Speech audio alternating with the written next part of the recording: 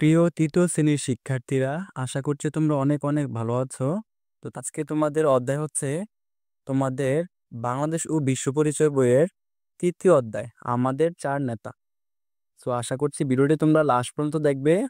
ফারহাদ একাডেমির যদি তোমরা নতুন দর্শক হয়ে থাকো, তাহলে অবশ্যই চ্যানেলটি সাবস্ক্রাইব করে দিবে। চলো আজকে ভিডিওটি শুরু করি। শেরে বাংলা এ কে ফজলুল হক কোন জেলায় জন্মগ্রহণ করেন? আমরা জানি সে বরিশাল জেলায় জন্মগ্রহণ করেন। এক নম্বর হবে বরিশাল। মাওলানা আব্দুল হামিদ খান ভাসানীকে কি বলে ডাকা হতো? আমরা জানি মজলুম নেতা। তাকে কি বলে ডাকা হতো? মজলুম নেতা। বঙ্গবন্ধু শেখ মুজিবুর রহমান কত সালে 6 দফা দাবির কথা বলেন? আমরা জানি 1966 সালে। তারপর সর্বশেষ যেটা দেওয়া আছে, যুক্তফ্রন্ট গঠনের জন্য কে প্রধান ভূমিকা পালন করেছিল? আমরা জানি মাওলানা আব্দুল হামিদ খান ভাসানী। এটা হবে ক। এই যে, আশা করছি এই সঠিক উত্তরগুলো তোমরা বুঝতে পেরেছ। চলো তারপরে সমাধানে চলে যাই, মানে সঠিক শব্দ দিয়ে শূন্যস্থান পূরণ করি।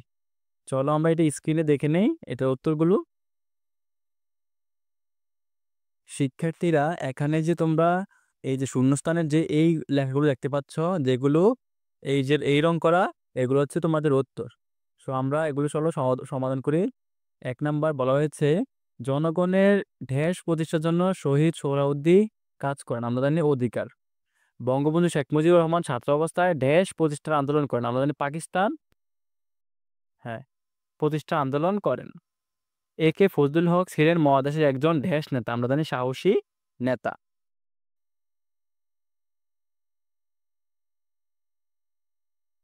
মাওলানা ভাসানী ছিলেন বাংলাদেশের ঢেস নেতা। আমরা জানি মজলুম নেতা। সো শিক্ষার্থীরা, আশা করছি শূন্যস্থানগুলো তোমরা বুঝতে পেরেছ। চলো তারপরে সমাধানে আমরা চলে যাই। শিক্ষার্থীরা, আমরা শূন্যস্থান পূরণ করে ফেললাম। এখন আমাদের এই যে এখানে সংক্ষিপ্ত প্রশ্ন এবং যে বর্ণমূলকগুলো দেওয়া আছে, চলো আমরা এগুলো একে একে সমাধান করে ফেলি। শিক্ষার্থীরা, চলে আসা আমরা সংক্ষিপ্ত প্রশ্ন সমাধান পেজে। তো প্রথম প্রশ্নে আমাদের বলা হয়েছে,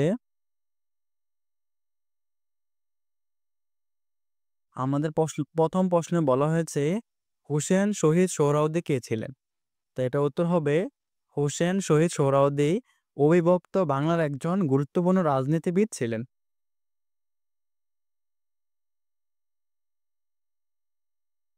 2 নম্বর প্রশ্নে বলা হয়েছে, কারা মাওলানা আব্দুল হামিদ খানকে ভাসানী উপাধি দেন?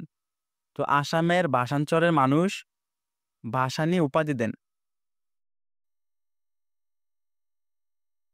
3 নম্বর প্রশ্নে বলা হয়েছে, বঙ্গবন্ধু শেখ মুজিবুর রহমান এবং রহমানের আগরতলা ষড়যন্ত্র মামলা দেয় কেন?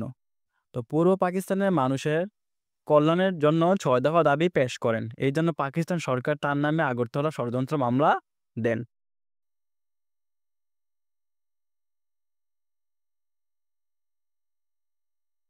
প্রশ্নগুলো বুঝতে পেরেছ। তোমাদের সুবিধার্থে এগুলো খুঁজছি। তো আশা করছি তোমরা এগুলো দেখে নিবে। তারপর আমরা বর্ণনামূলক চলে আসলাম। প্রথমে বলা হয়েছে, নেতা হিসেবে হোসেন সোহরাওয়ার্দীর অবদান লিখো। তো 1 নম্বর আমরা তিনটা এখানে তার সম্পর্কে 3টি বাক্য লিখে দিয়েছি। 1 নম্বর হচ্ছে, জনগণের অধিকার প্রতিষ্ঠার জন্য তিনি আজীবন কাজ করেছেন। তিনি যুক্তফ্রন্ট গঠনে অগ্রণী ভূমিকা পালন করেন এবং গণতন্ত্র প্রতিষ্ঠার জন্য অবদান রেখেছেন। তো আশা করছি তোমরা এভাবে দিলেই হবে। চাইলে তোমরা আরো কিছু অ্যাড করতে পারো। দ্বিতীয় প্রশ্ন আমরা চলে যাচ্ছি। দ্বিতীয় প্রশ্নে বলা হয়েছে, 2 নম্বর প্রশ্নে বলা হয়েছে,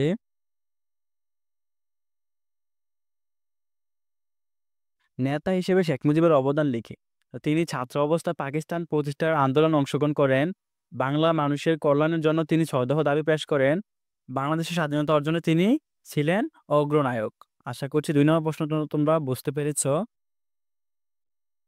প্রশ্নে বলা হয়েছে, সমাজের বৈষম্য দূর করতে মাওলানা আব্দুল হামিদ খান ভাসানী কিভাবে অবদান রেখেছেন? তা আমরা তার সম্পর্কে 3টি বাক্য লিখে দিব। যে মাওলানা ভাসানী সারা জীবন নির্যাতন মানুষের কল্যাণে কাজ করেছেন। দেশ ও দেশের মানুষের উপর সকল ষড়যন্ত্রের বিরুদ্ধে তিনি সোচ্চার ছিলেন। তিনি বৈষম্য দূর করতে অসংখ্য শিক্ষা প্রতিষ্ঠান স্থাপন করেছিলেন। আর সর্বশেষ যে প্রশ্ন, সেটা হচ্ছে, এ কে ফজলুল হককে বাংলার বাঘ বলা হয় কেন? তা আমরা এটা খুব সংক্ষেপে উত্তর দেওয়ার চেষ্টা করেছি। যে শেরে বাংলা একে ফজলুল হক তিনি ছিলেন উপমহাদেশের একজন সাহসী নেতা, তাই তাকে বাংলার বাঘ বলা হতো। তো শিক্ষার্থীরা, আশা করছি আজকের ভিডিওটির মাধ্যমে তোমরা তোমাদের বাংলাদেশ বিশ্ব পরিচয় তৃতীয় অধ্যায়ের ক ক, খ, গ, ঘ যেগুলো দেওয়া আছে সেগুলো খুব সহজে বুঝতে পেরেছো। যদি ভিডিওটি তোমাদের ভালো লেগে থাকে তাহলে অবশ্যই তোমার বন্ধুদের কাছে ভিডিওটি শেয়ার করে দিবে এবং এরকমই ভিডিও পেতে চ্যানেলটি সাবস্ক্রাইব করে পাশেই থাকবে। তো আজকের মতো এই পর্যন্তই। আল্লাহ হাফেজ।